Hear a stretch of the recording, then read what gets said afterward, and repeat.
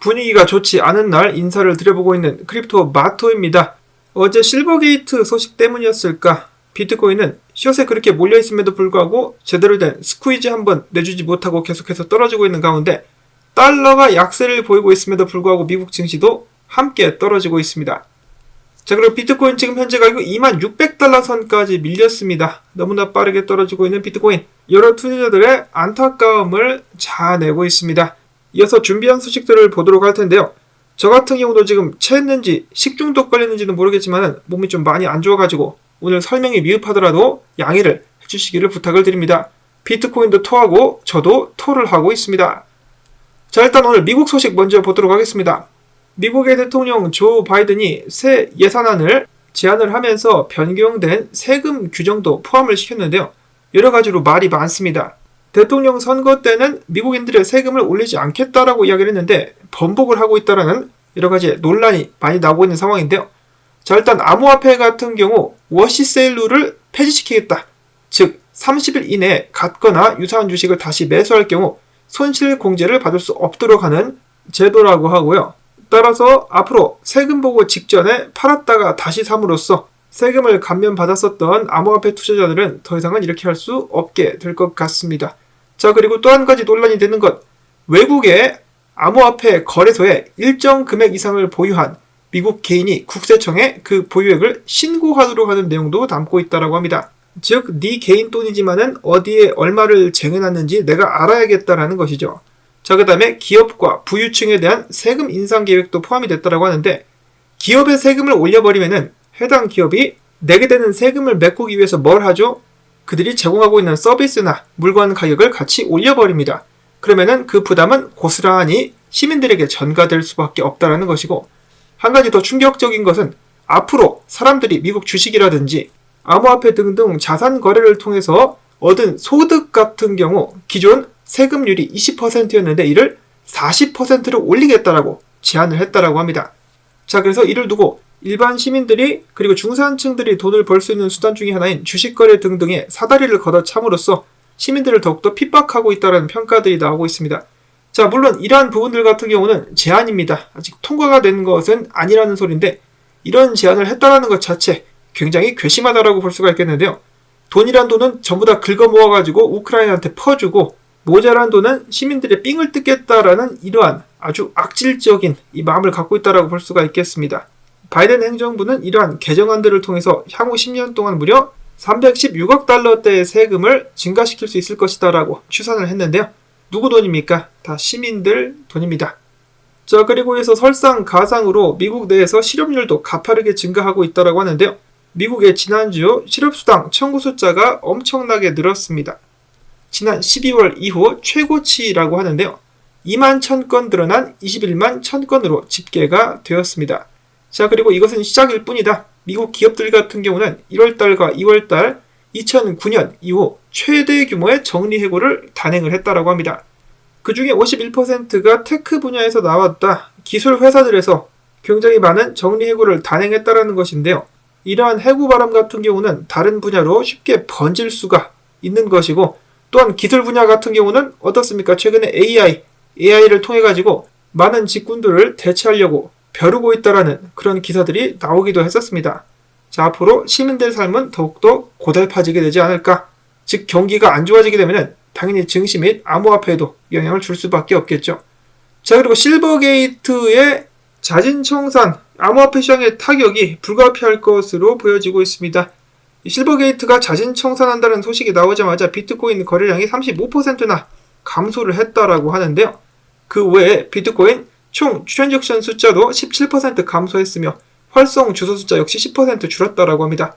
활성 주소 숫자 같은 경우는 가격에도 직접적으로 큰 영향을 미치기 때문에 좋지 않은 소식이다라고 볼 수가 있는 가운데, 모건 스탠리는 이렇게 예측을 했습니다. 미국 법정화폐를 암호화폐로 전환하는 길이 막혀버렸다.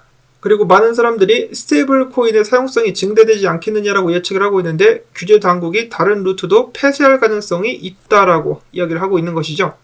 자, 한마디로 전에 저도 잠깐 그런 느낌이 들어갖고 말씀을 드렸었는데, 달러 유동성을 암호화폐 시장에서 아예 끊어버리겠다라고 작정을 한 것 같습니다. 이런 식이면은 지금 테더 쪽에 많은 활용도가 올라갈 수 있다고 하는데 다음 목표를 태도로 두고 또 때리는 것이 아닌가라는 걱정을 하지 않을 수가 없는 상황이라는 것이죠.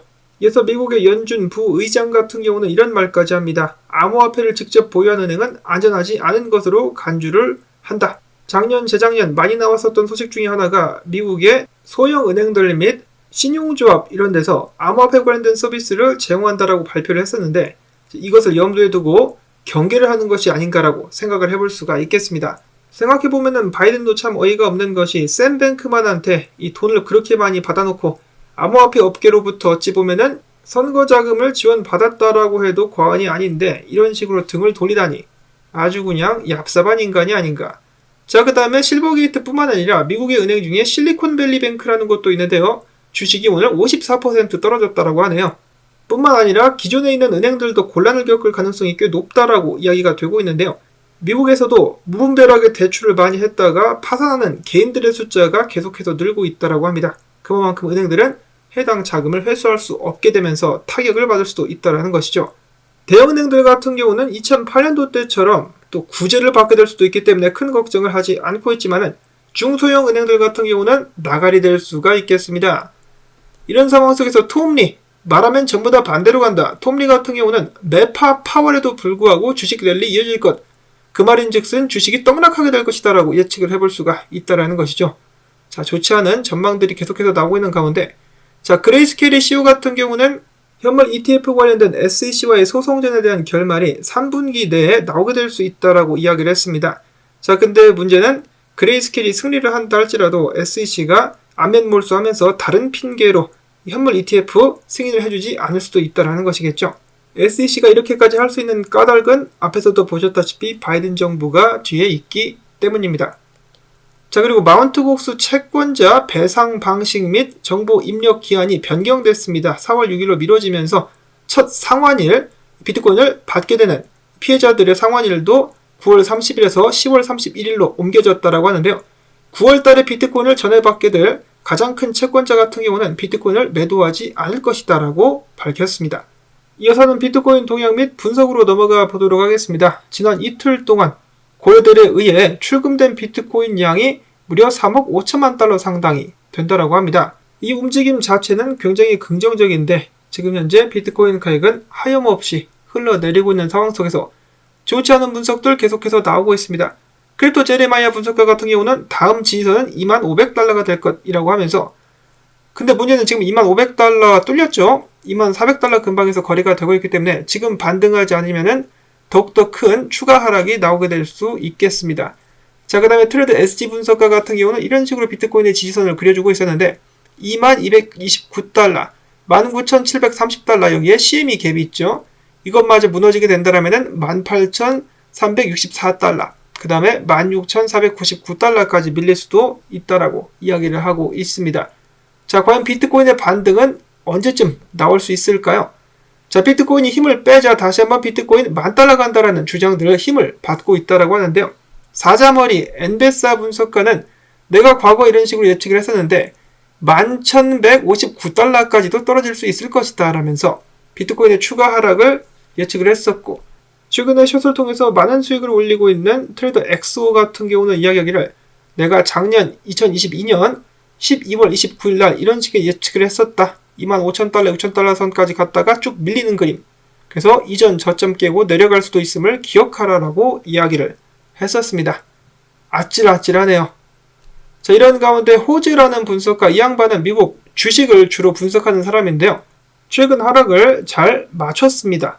자, 그런 그가 이야기하기를 지금 비트코인 크게 떨어지고 있지만은 한번 반등 주는 척하고 그 다음에 진짜 하락이 나올 수 있을 것이다 라면서 반등 나올 수도 있다라고 사람들에게 희망을 좀 심어주었는데 지금 상황으로 봐서는 쉽지 않아 보입니다. 반등 나오면은 도망치실 분들은 다 탈출을 해야 되겠죠. 이렇게 나와주면 좋겠다라는 바람을 가져보고 자, 그 다음 이더리움도 지금 상황이 좋지 않습니다. 지지선이 뚫린 상황. 그렇기 때문에 에드 NL이라는 분석가 같은 경우는 이더리움 가격이 1,440달러대까지 떨어진 후에 반등할 수 있을 것이다 라는 예측을 했습니다. 자, 비트코인도 그렇고 이더리움도 그렇고 숨이라도 한번 돌리게 살짝 좀 올려주면 좋겠다 라는 생각 듭니다. 그 후에 정신을 차리고 계획을 세울 수 있도록 말이죠. 지금 사람들을 패닉으로 몰아넣고 있는 세력들 무시무시합니다. 그나마 이더리움에 대해서 좋은 소식이 있다라면은 나는 SEC 위원장 게리 겐슬러와 마찬가지로 비트코인을 빼고는 전부 다 증권인 것 같다라고 이야기를 했었던 상품 거래위원장 같은 경우는 이더리움을 상품으로 취급하게 될 수도 있다라고 이야기를 했습니다. 그는 이야기하기를 의회가 만약에 디지털 자산에 대한 포괄적인 규제 법안을 통과시키지 않는다면 이더리움, 스테이블코인은 상품으로 취급될 것이라고 이야기를 하는 것인데요. 게리 겐슬러는 이미 몇몇 채 스테이블코인을 증권으로 간주를 해버렸는데 자, 의회가 어떤 식으로 정리를 해줄 수 있을 것인지 그나마 이더리움이라도 상품으로 꼭 분류가 될 수 있으면 좋겠다라는 바람 일단 가져봅니다. 자, 그 다음에 한국 같은 경우도 지금 암호화폐에 관련된 법안들 지지부진하고 있다라고 하는데요. 국회에서 다시 한번 패싱 당하게 되면서 다음 달로 밀려나게 되었습니다. 이어서 마지막으로 김치코인들의 논란은 계속된다. 정확히 그동안에 어떤 논란이 있었는지는 모르겠지만은 최근에 클레이튼 크래커팀 같은 경우는 다양한 채널로 클레이를 이동시킨 게 맞는데 그와 함께 보유 물량을 매각했다라는 논란이 일자 결국은 매각한 것이 맞다라고 인정을 했다라고 합니다. 자, 말이 많은 한국코인 거기다가 지금 현재 상황이 안 좋은 비트코인까지 이럴 때일수록 부디 멘탈 관리를 잘 하실 수 있기를 바라면서 오늘 영상 여기서 마무리를 짓도록 하겠습니다. 도움되셨다면 수고했다는 의미에서 광고 한 편만이라도 마지막까지 틀어주기 오늘도 부탁을 꼭 드리면서 저는 다음에 새로운 소식 가지고 인사를 드리도록 하겠습니다. 안녕히 계십시오.